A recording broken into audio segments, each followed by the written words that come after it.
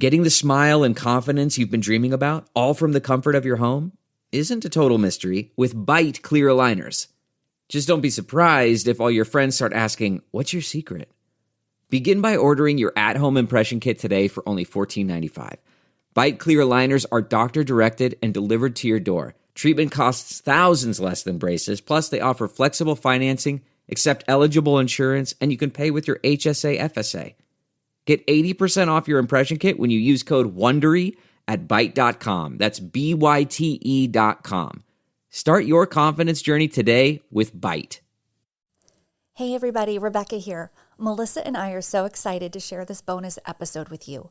We sat down to discuss the mega massive 4-part Beverly Hills reunion with 2 podcasters who are perfectly equipped to handle this kind of conversation. They are Lauren and Cash, and their podcast is called Allegedly Bravo. Cash is a practicing attorney, Lauren is about to become one, and they tackle the seemingly endless legal battles that our favorite housewives face. Please enjoy this conversation we had with them, breaking down all 4 parts of the Beverly Hills reunion, and they took on our lingering remaining questions. You can find them on Instagram at Allegedly Bravo. That is the name of their podcast. We highly recommend you subscribe, follow, listen, and they also have a website, allegedlybravo.com. Thank you so much, and we hope you enjoy this bonus episode. Don't forget to follow us as well at criminalityshow across social media platforms, including YouTube, where you can also watch this here interview. Enjoy.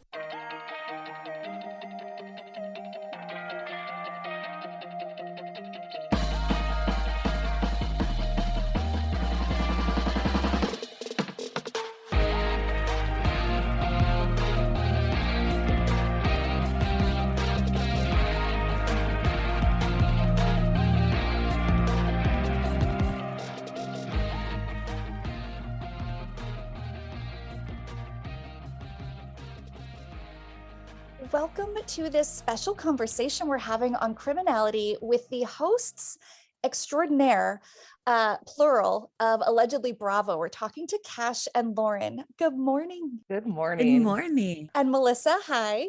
Hi, how are you? Yeah, we're so excited. Yay. This idea transpired because we're all sort of podcast Instagram friends, and the Beverly Hills reunion 4-parter just finished. I feel like we're all in some maybe version of withdrawal. So I thought it might be nice to round it out with a little debrief.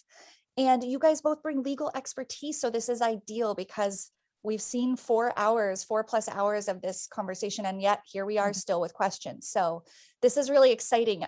Cash and Lauren, could you just maybe tell us about your podcast and also how you 2 came together?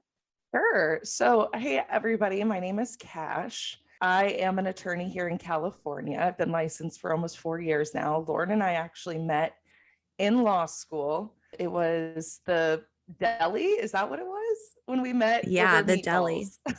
Mm-hmm. And we had a bodega that was attached to our law school, and I was ordering food, and we just started chatting, and then we had a couple classes together and became best friends ever since. Took the bar together. Lauren's actually waiting for her bar results. She gets them next Friday. Yeah. Oh my gosh, that's exciting and scary. Ooh, very scary. Exciting. And so we obviously bonded over our love for the legal field, but also our love for Bravo. And we are diehard Bravo-holics. Like, I am a OG of the OC. Like, I remember watching that back in the day. And so we were chatting over, you know, we would have these like long in-depth conversations about housewives. And then we're like, why? I mean, it's somewhat delusional thought. Like, why don't we record this and put it on the internet and see if people listen? And here we are. We did. Aw. We listened. That's so fun. I love your meeting story. Melissa and I met at CrimeCon, which is also cool, but maybe not as cool. No, that's still cool. That's way cooler. I mean, there were no meatballs there. So I feel like we're missing out. We need to add a food element. How long have you guys known each other? Feels Just a like a couple lot years, longer because right? 2020 was like the Almost. second year of us knowing each other. So I feel like we met in 2019 and we Right. bonded over true crime. Melissa has a really great podcast called Moms and Murder. She was one of the OG podcasters in true crime since 2017. She co-hosts that with Mandy. And I had them on my show, which started in 2019 called Dialogue. And we just remained in touch. And then Melissa had the idea for Criminality Well, I should let you tell it, Melissa. What was your thinking around criminality? Oh no, I'm good. I appreciate that. No, I just wanted to do something lighter. We talk about murder all the dang time, and it gets to be a little much some days.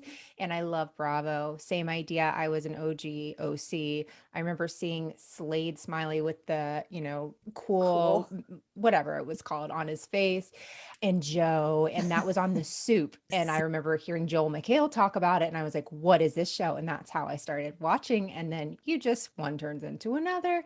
And I knew Rebekah really liked Bravo and like had Sonia Morgan sightings. So like, who else would you have on with you? It's perfect.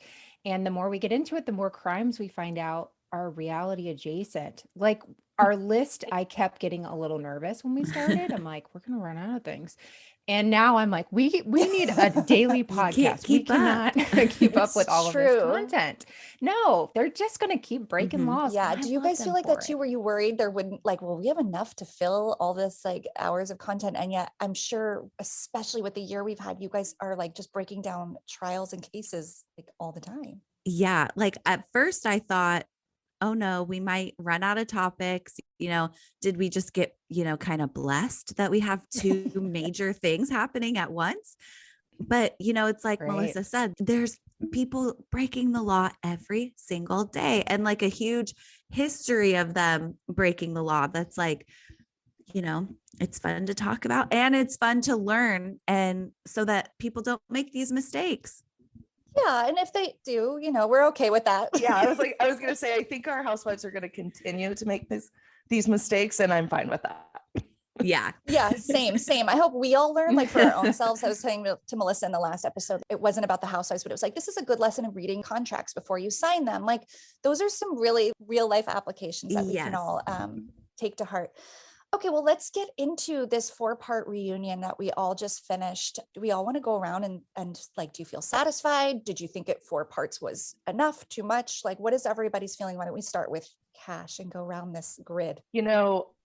This might be surprising, but I'm so glad it's over. Oh yeah. After I'm with watching you. the 4th episode, my anger towards Erika was at an all-time high. I find her to be unbearable at times. She's performative. She's an actress. She's been hanging out with Lisa Rinna too much. I need her off my screen, but I also want her on my screen because it gives us content. But I was very frustrated and I was just over it. And I don't know if that's an unpopular opinion, but it was I don't think it so. was drawn out and we were giving her too much time to talk and her story just kept changing and it just, I don't know. I watched it with my boyfriend and my boyfriend was even like gasping and just yelling, liar, liar to TV. He gets the MVP award, man. My husband can't tolerate like 5 minutes. Lauren, what did you think? I felt really I was left a little unsatisfied, but I think I did have my most favorite part of really the whole season was the evolution of Erika Jayne's accent. It's like where did it come from? Where did it go? Where is it going to come from next? Like, where is it going next? Yeah. Yeah. And there was one accent that she did that I was obsessed with, where she was really acting like a granny.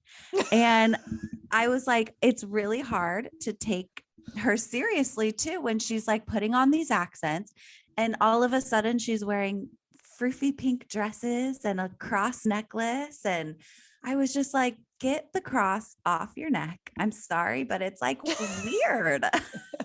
Borderline offensive. Yeah. It's almost like she's going into different characters. It's so weird. It's manic. Melissa. It's manic. Yeah, a little bit, right? Yeah. What do you think? So remember, we used to have 2-part reunions, and then all of a sudden we all decided 3 parts would be okay. And no one asked our permission for 4. This should have been 3 at most. Giving us the 4th one, you knew we were going to have a total filler one, which was Agreed. really the 3rd one. I enjoyed hearing a little about Kathy and Kyle, but I don't need to see them crying. We have bigger things, bigger fish to fry. This is just not working for me. But it was sweet, but no, this is too much for us to take in to really, like you were saying, Cash, she just talked. Erika just talked and talked and talked and talked. And she was Mhm. able to because they edited all this together and, gave her this whole huge platform. And while she said she did answer all the questions, did she really? She had answers, but I don't think she answered them. She acknowledged they were being asked, but she would just go into tirade. She seemed like somebody from like the Yes. 1920s with a long cigarette, just, taking a drag and stuff when she would really go Yes. into one of her characters or her accents, like you were saying. It That was is so wild. true. It just seemed like you weren't whatever. And she's like, how was that supposed to be? Like she knew the camera was going to come in tight and like had prepared. It was so weird. I agree. I think 3 and 4 could have been combined into a strong third finish. Loved the Kyle and Kathy. I know that's not what we're going to talk about, but since you brought it up, I actually really, really enjoyed the genuine emotion from Kathy. Kind of like got me. I enjoy like unexpected real emotion on these shows, which I know is unpopular. So I kind of loved that, but I'm wondering if it's okay if I could just ask my big one question, because it's an overall one, and then we'll get into more like a breakdown, but it's kind of dovetailing with what Melissa brought up. And so our question, and Melissa and I talked a bit about this yesterday for Lauren and Cash, for you both, is, do you think what made her whole narrative so convoluted and manic, as you said, Cash, and confusing to us as the viewer, even though she was constantly answering questions we constantly felt like we didn't understand, do you think it's because she had to play it both ways? Like if Tom did it, in case he did, and in case he didn't, and therefore she didn't take a clear line of like a definitive, I believe him, he didn't, or he's the worst, he didn't do this. Do you think that's part of the complication? And does that question make sense? Yes. And I Don't think answer the second part. Why it's so complicated and so convoluted is because she's not telling the truth. And I do agree with what you said, that she may be trying to protect herself and protect Tom at the same time. And that's where there's this blurred line. I don't know if Erika's ever been honest with us, ever, even from the moment she stepped on our screen. I don't think we know who the true Erika Jayne is, because I do believe that her relationship with Tom was unhealthy, probably at times. There was that huge age difference. I mean, we've seen Tom on screen and he is very controlling, and he has that, I don't know what the best word is to describe, like a old school traditional marriage. But now I think she's going into, he's just trying to save face. And he doesn't want to be attached to Tom, but she's also trying at the same time to look like she was a devoted wife to him.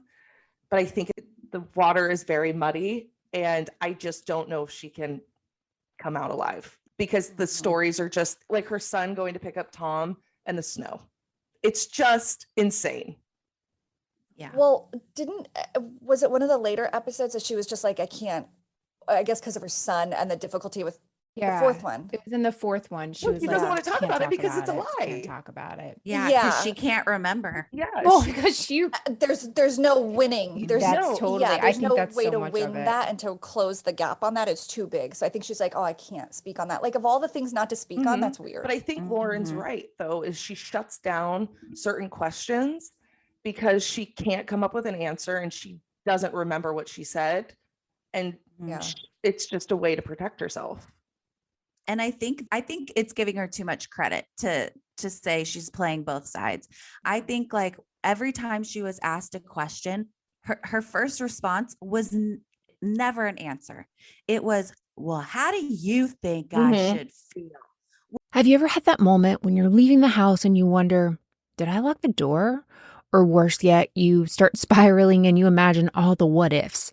I used to feel that way all the time, but it wasn't until a few years ago when I heard about a break-in just a few blocks away that I realized I needed to really step up my home security game. And now I can spiral about the what ifs on things that don't matter, like reality stars, instead of the what ifs of home security.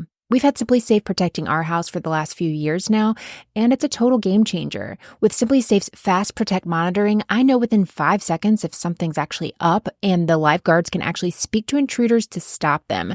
That's faster than a reality TV star can throw a drink.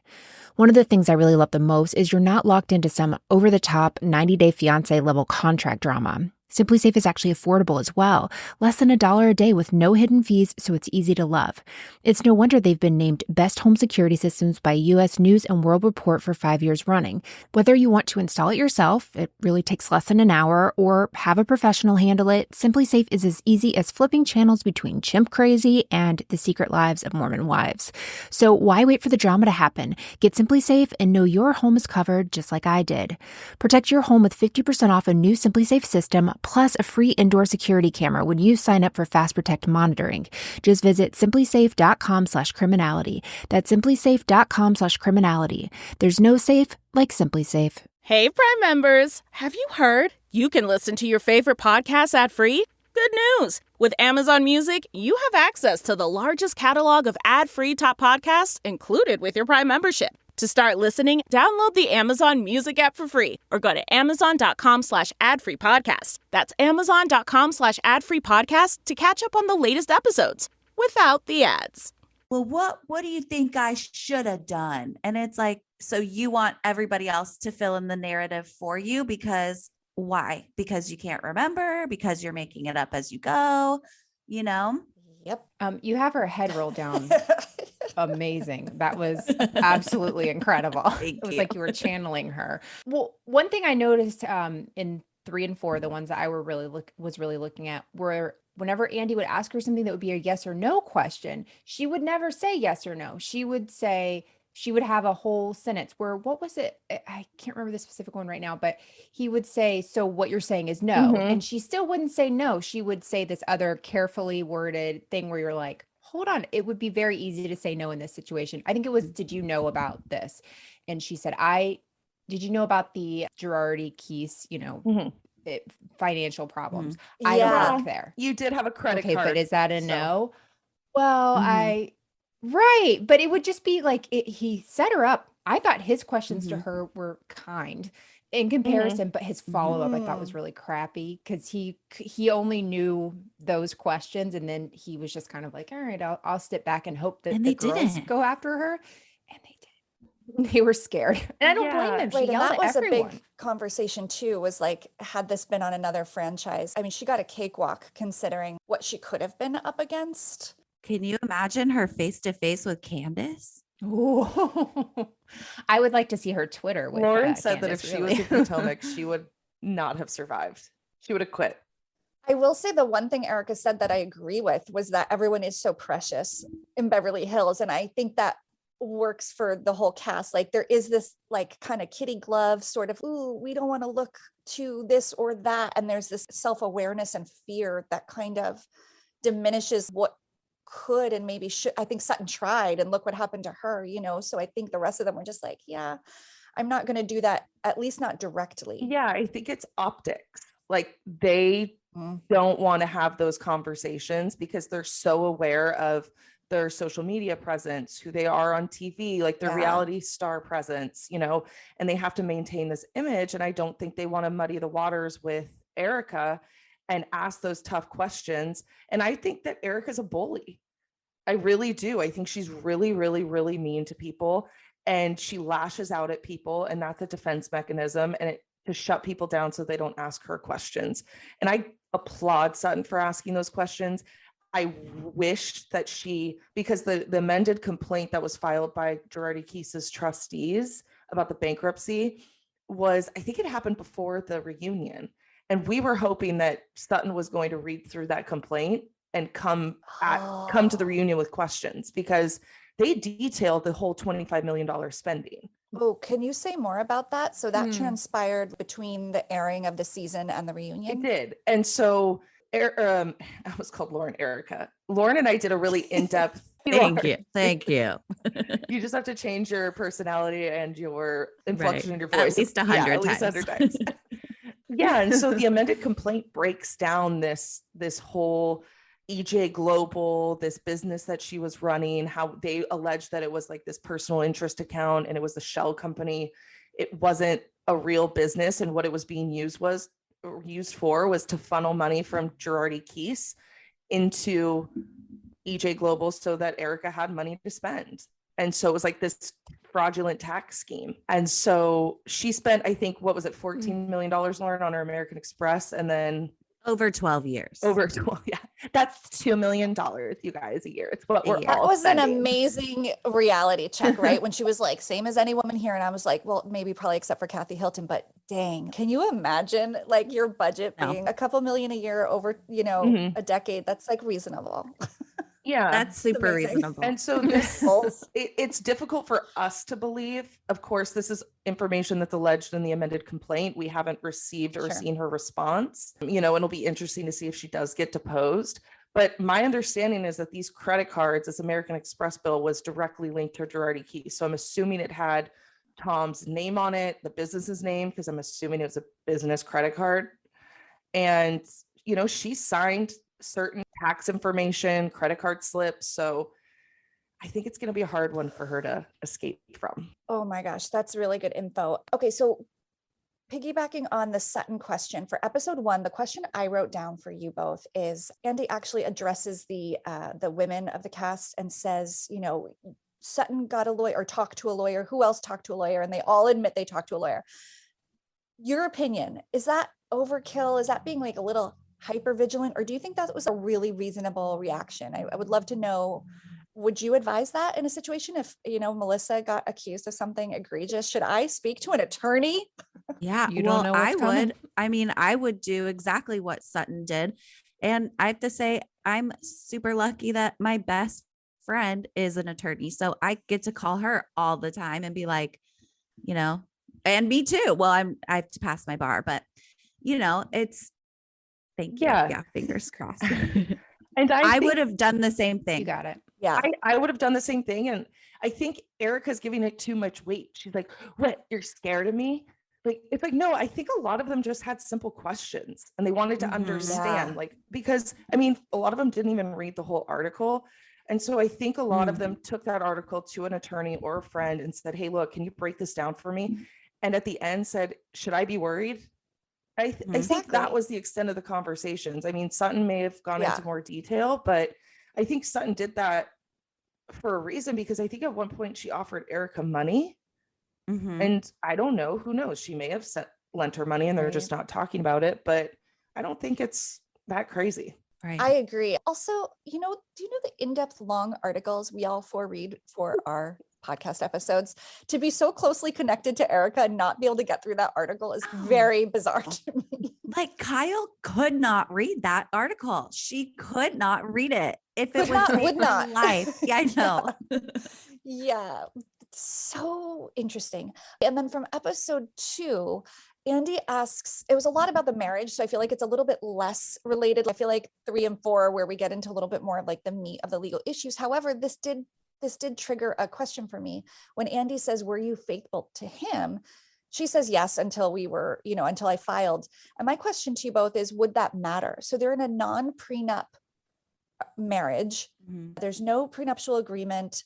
If she cheated on him or if there were affairs, would that matter in terms of any of these legal proceedings and her responsibility or not? No. Right. Okay. California is a no-fault state. Which means that if you cheat, it doesn't matter. It doesn't. In some states, if you cheat, you don't get anything out of the divorce, or it's like automatic grounds for divorce. But in California, no one has to do anything to get divorced. You can just stop liking each other. Okay. I think now that you're saying that, I've heard that before because of all the reality TV we watch and cover. But does it mean anything in terms of her assuming the burden and the debt? Like if she doesn't walk away with a certain pre-agreed to amount of assets, let's pretend none of this stuff ever happened, would she then be free of assuming any burden of debt? No. Her cheating, if either one of them cheated, because there's no prenup, especially unless they had some other intermarital agreement, like maybe a postnup, which I haven't heard anything about that. So I don't think that they have that.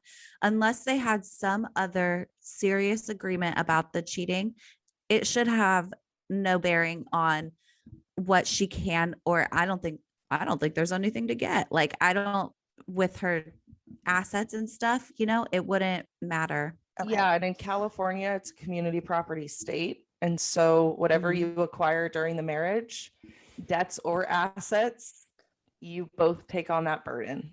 And so Got it. you're married and your husband racks up $100,000 in credit card debt and you're unaware of it. And then you go to get a divorce. Guess what? You're on the hook for 50% of it.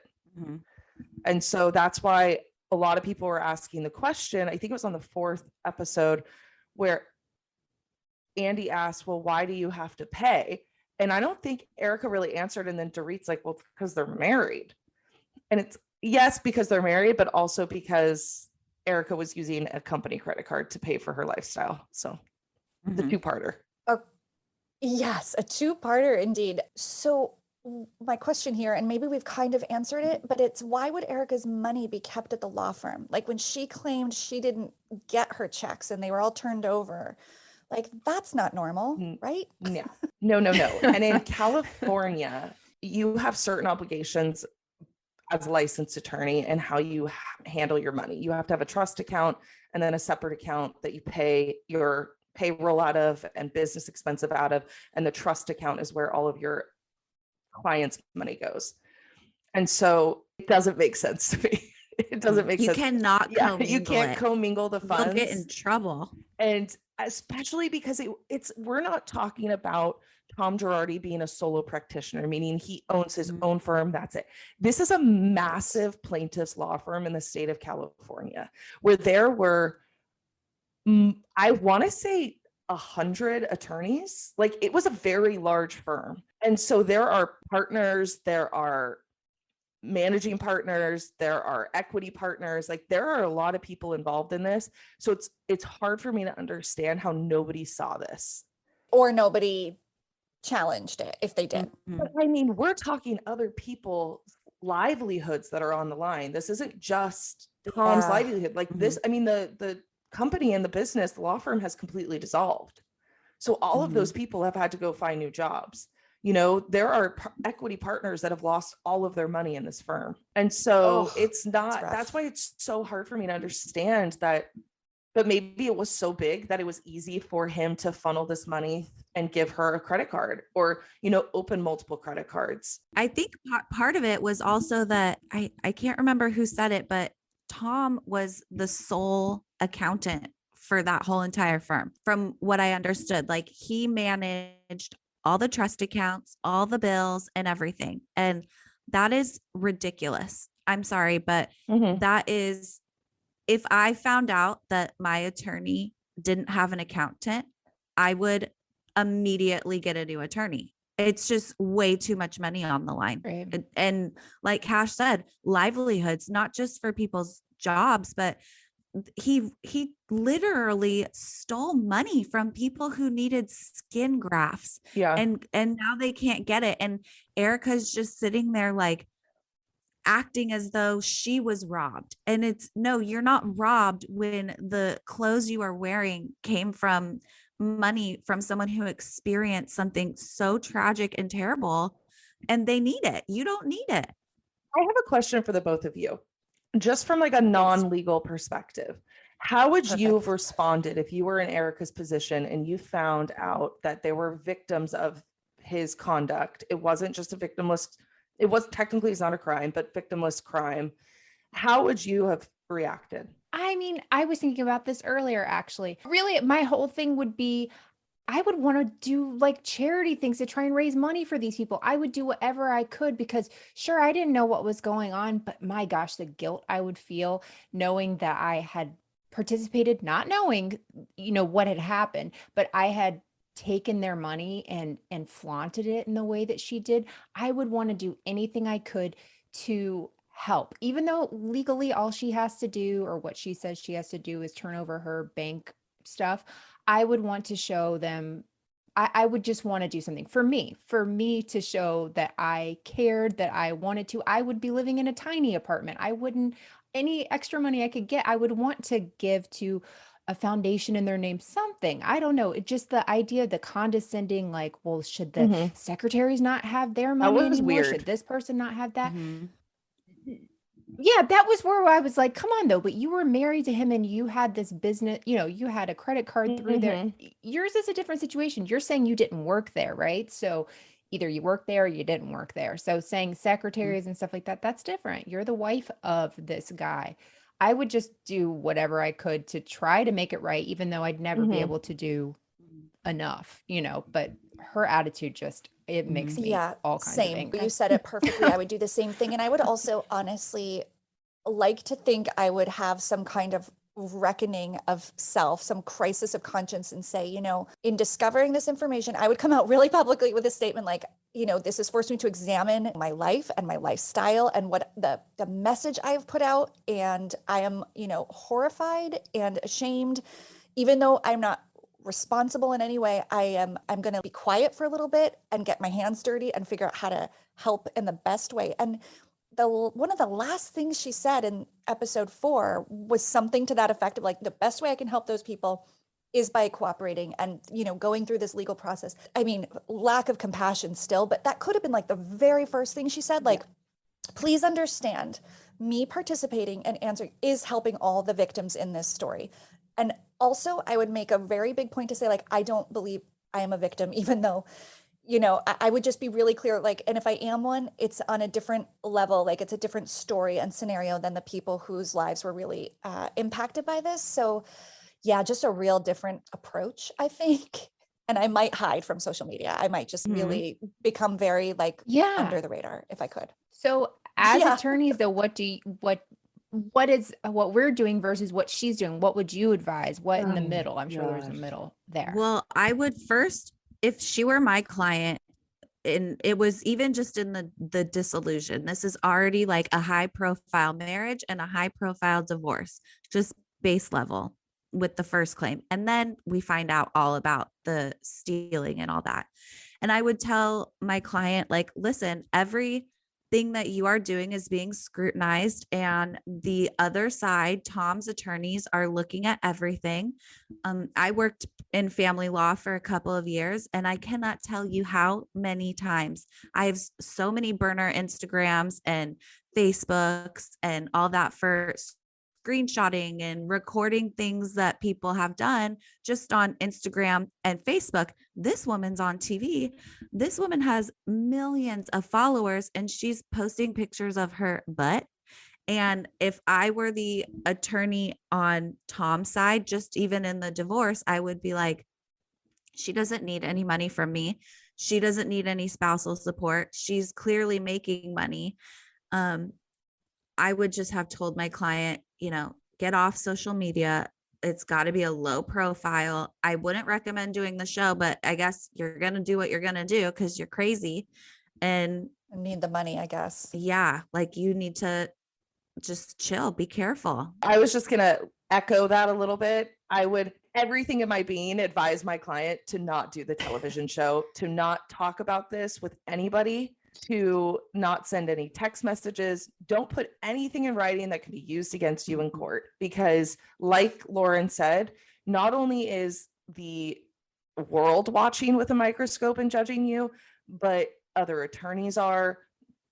She hasn't been charged with anything criminally, but I would be fearful, with alleged embezzlement taking place, that, criminal charges are in the near future. And so I would strongly, strongly, strongly advise my client not to step foot on television and not make a statement, and to, take a step back from social media. And if they want to be present on social media, make sure that it is not tone deaf. Applebee's is not telling you to, Did you say Applebee's? do some of these things she's doing. Like if they're who's paying, Applebee's, they're not going to do that, right? Like these people aren't saying, we need you to pose this way. We need you to have this as your caption, hashtag ad, hashtag, appetizers or whatever. But this is a whole different, it's like, no, you want to put this stuff. You want to be controversial. You want to, but your brand is not going to do so well. That's where it blows my mind. We're just having the knowledge of what other people have gone through, these real victims. And okay, she's not a victim, whatever she says, but it doesn't feel right. It doesn't feel right seeing that at all. She's attempting to play the long game in that she's like, he's done. He's 80. He's in a home.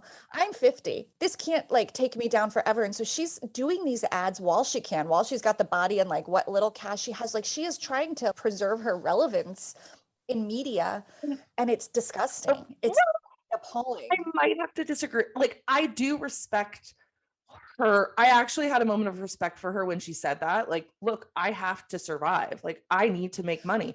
And That's and it's interesting. like, I get that. I understand that you make money, but again, don't be tone deaf in the way that you want to make money. Like, work with brands then that optically look better for you on social media. Like, we don't need to see your legs that are 8 feet long using a camera lens, and you're in tiny lingerie and you have a hashtag that's like Team Erika, or that's the thing, is like, she's doubling down on her attitude and her disregard for the victim's feelings. I think if she didn't play that card and she was simply promoting like FabFitFun boxes on Instagram, no one would care.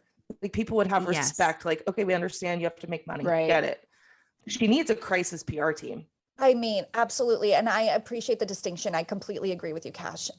It isn't that I begrudge her having to provide for herself. It's that I interpret it almost as like, I want to do it on television and for, and as an influencer above any other like respectable employment. And that kind of just struck me the wrong way. And also, before we go into episodes 3 and 4, I know this is going to age myself, but when Kathy Lee Gifford and her husband Frank, you guys might not even know who that is because we do. you might be a lot younger than me. Okay. I do. Totally They had some scandal like a long time ago with their clothing brand where they found out like children were basically making the clothes. What? And their factory was in another country and they sold clothes at Walmart or Kmart or whatever. And they went down there on the plane. Do you remember this? And their response was to like throw American dollars at like the people of this little village.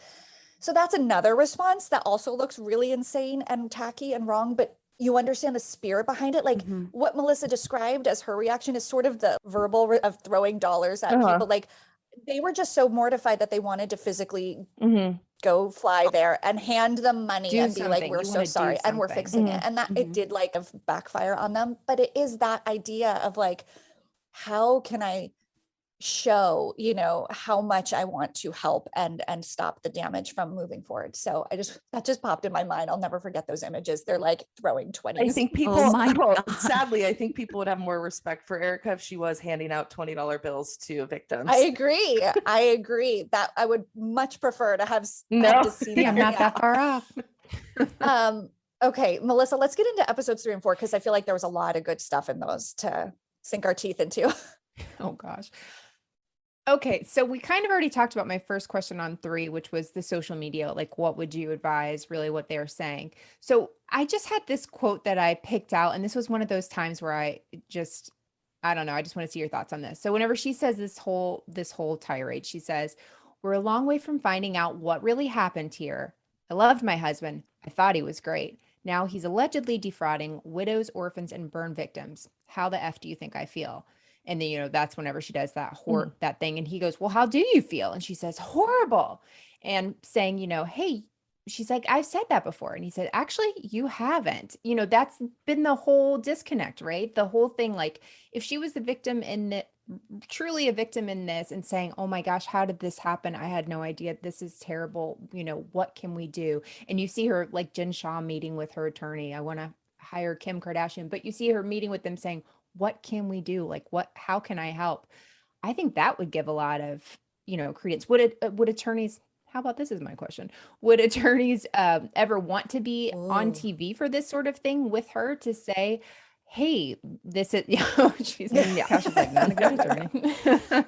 I think not a lot of attorneys, but you always see, like, especially in like the Real Housewives of Orange County, they love to have their divorce attorneys on there or go sit in a meeting with them. And so I think there's definitely like a bit of that would happen if this was like just a low level basic. I mean, I hate to even call divorce a low level basic thing, but like compared to all this fraud and all this stealing, I wouldn't want a camera in my office with something this intense. Like, it's not something you can just kind of chat about, spousal support. Yeah, it's not like Gina from the OC getting her DUI and meeting with her attorney about her probation. This is a complex bankruptcy. It's a complex divorce. Like I said, there's a possibility maybe that criminal charges may arise later on in the future. We don't know, but I would never sit down. I mean, that's just personally, I would never sit down with a client with a camera in front of me because one, it doesn't look great. And two, you waive your attorney-client privilege. Yeah. So anything you're saying on camera is now public knowledge and it's not protected by the privilege. And so if you're going to have a conversation, it has to be very limited, I guess, on camera, because you don't want to say anything that can be then used against you in court. Yeah, you waive your too, but so much. You guys are you hold awesome. that. This is You as, amazing. like, so say Melissa was my client, you hold the privilege. And so if you said, hey, I want to have a camera come in and record our conversation, now you're waiving that privilege because there's a third party that's present. Does that mean anything else that you say with this case that you and I would be working on? Does that mean there's no longer attorney-client privilege, or just generally this one just the thing that I said conversation? on Yeah, TV? the attorney-client privilege relationship continues. Okay. But whenever you have somebody else present, you know, it's you're waiving that privilege because now this other person's privy to the conversation. so what about her whole appearance it. across seasons? Because allegedly, we have to talk about how great your show title is. Allegedly, the feds are like looking for the raw footage of this whole season to see everything Erika did and bought. And is that true? And where does that fall under? I don't think it's the feds. Oh, I don't know though, because I know that there's rumors out there that somebody had subpoenaed the footage. thank you for fact checking me. Because, well, we talk about this all the time on our podcast. There is a difference between what Jen Shah is going through and what Erika Jayne is going through. Like Jen Shah is Right. being prosecuted criminally and will go to prison. Like it's Yes. when you have federal prosecutors involved in your case, like it is very unlikely that you are going to get off. Very, very unlikely. And so in this case, Yes. we're dealing with a bankruptcy, civil proceedings, divorce. And so I think it's the trustees that have requested the documents. Lauren, do you know? Yes, I believe it is the trustees, and from what I understand, they subpoenaed all of the footage, just like you had said. And what I think that they're doing with that is, well, she said little things about Tom called her and all this stuff. I don't know if it's necessarily all of that, or if they're having someone in their office go through and watching all the footage and being like, okay, well, that's a $100,000 ring and that bag is $98,000, and counting all the money that they can recoup, especially because she was selling at the beginning of this. She opened like that French Poshmark shop and started selling all of those clothes. And so it's like, okay, well, you can't just be moving all of this money away because they're trying to get it back. So I would imagine they're going through and seeing what she's wearing and what's in the background. Maybe like, she got that Chagall painting for randomly, like, was it even her birthday? It was a couple years ago. Do you think it's a coincidence that a large item was a gift? Oh yeah. Lauren? Exactly. That's the other thing I wanted to talk about actually, is when you're in a marriage in California and you're receiving or giving gifts, like Cash said, it's community property state. So everything's assumed to be shared between the community of spouses. But if you're getting a gift from your spouse, that's your separate property. Mhm. And so that stays yours and they can't take it back. It's yours. It doesn't belong to the community anymore. So one of the things that people are kind of thinking is that one way to move a lot of money is Tom gifting in these generous gifts in their marriage, a $1 million painting, a giant $100,000 ring. And so he's transferring this money in a way that nobody can take it back from her. Allegedly. Wow. Allegedly. Yes. So we're saying that Rick Hilton owns those sweaters. Kathy Kathy can cannot. never Well, take if it's those bought, gifts if back, it's right? bought with community property, she can.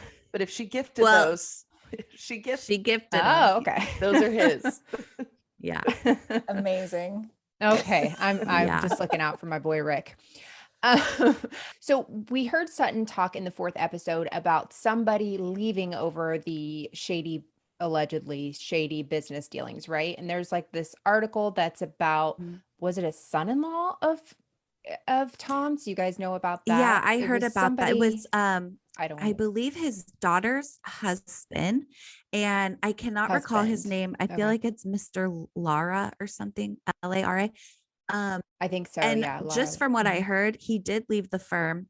But something I find weird is in some of the documents that we've been reviewing, there's a lot of fee sharing agreements, and I've seen him listed in it, and receiving his share of like the fee splitting is his wife, the daughter of Tom. So it's interesting to me that you have an improper fee splitting agreement, first of all, between non-attorneys and clients. And then there's this daughter involved, and both of these wives are receiving money outside of, appropriate ways. And I wonder if he quit because he knew what was coming for him and it's better to get out, And of course, I this is wonder. all Yeah, speculation. that makes sense. Yeah. But there was the thing Lauren is talking about. There was this settlement between, was it a father-daughter that won the lottery? The Mhm. father had won the lottery, and they had gotten into a dispute of separating the funds, whatever. And so they settled the case, and the attorney's fees that were being distributed as a term of that settlement were being distributed to Tom's daughter and Erika Jane into an account. And I mean, you guys, I've only been an attorney for 4 years, but I have never heard of that. Whoa. You're not allowed to do Whoa. that. So I just took the bar exam. Yeah. It was a question on there. You cannot, Can't do it. attorneys can't share money with non-attorneys for their work. Outside of work, whatever you want to Yeah. do with your money is your money. And But no. I think it was, I mean, of Right. course, in the scheme of $25 million, that it was the nominal amount of like $250,000. And that money, I think, is just sitting in an account and has been frozen by the Mhm. bankruptcy court. I love that true crime Okay. and Bravo enthusiasts might have a shot at like 20% of the bar exam being I right know. answers just from our Yeah. just from our podcast consumption or whatever. Oh my It's so gosh, true. it's nuts. Okay, my next question is, legally speaking, would the phrase "I'm coming for you" be considered slang in a court of That's law? funny. Cash, you should answer this. Okay, Yeah. so I haven't really talked about, so used to be a prosecutor, and I was a prosecutor for about almost 2 years. And so I'm coming for you. It's like, is that criminally a threat? Was there an imminent harm being conveyed to Sutton? I don't know. I'm coming for you is a vague term. It could be interpreted multiple ways, but I think as viewers, I think we all knew what she was saying, and she was threatening her like, I'm going to make your life a living hell. Yes. I do not believe Erika's, Right. I do not believe Erika's, what did she say? Was it in the fourth part where she's like, oh no, I was just saying, what did she say? She was like, every year, you never know when it's your year Yes. that bad things are going to happen to you. So when it's your year, It's such BS. Like, and that's the thing, like she has had Yeah. time to watch the episodes and come up with a narrative to every single contentious point in the episode where she knows she's going to get drilled by Andy.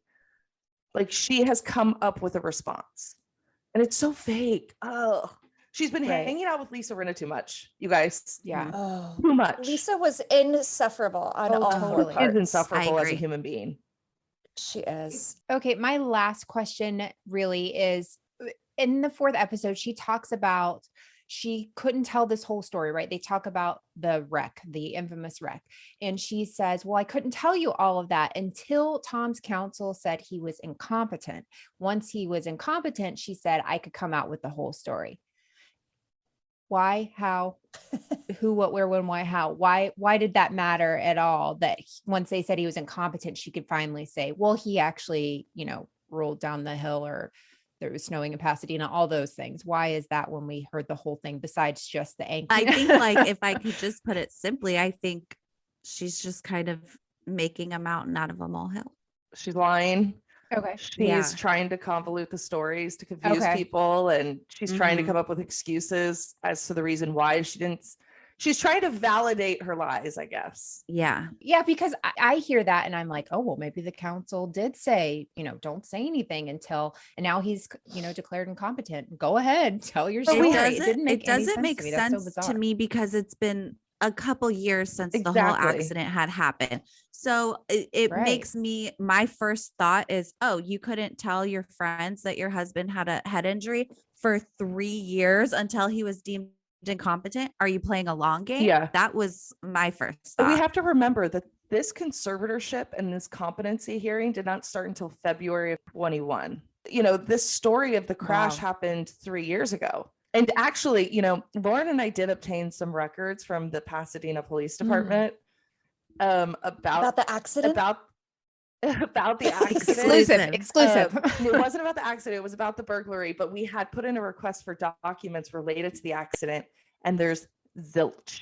So we are going to do it. We are going to continue with our investigation. We are going to continue to ask for these documents because there's no way if she called the police department that an audio log does not exist for a call for service.